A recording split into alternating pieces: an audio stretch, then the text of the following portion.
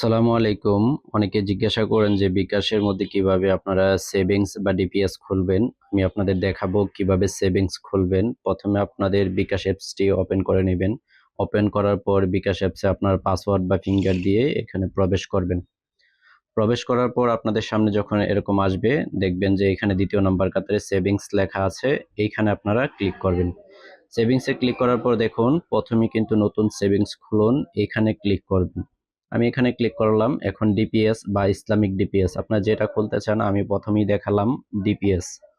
এখানে ক্লিক করার পর দেখেন ধরন বেছে নিন। আপনি কোন ধরনের ডিপিএস করতে চান, সাপ্তাহিক না মাসিক? এখানে আপনি সেটাকে সিলেক্ট করুন।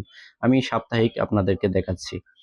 তারপরে মেয়াদ বেছে নিন। এখানে মেয়াদ ৬ মাস দিতে পারেন, ১ বছর দিতে পারেন। আমি ১ বছর ১২ মাস দিয়ে দিলাম। তারপরে পরিমাণ, এখানে ক্লিক করার পর দেখেন পরিমাণ চলে আসছে। আমি ২৫০ টাকা দিয়ে দিলাম। দেওয়ার পর এগিয়ে যান, নিচে এখানে ক্লিক করবেন। এখানে ক্লিক করার পর দেখেন আপনাদের সামনে কিন্তু চলে আসছে মুনাফার হারগুলা।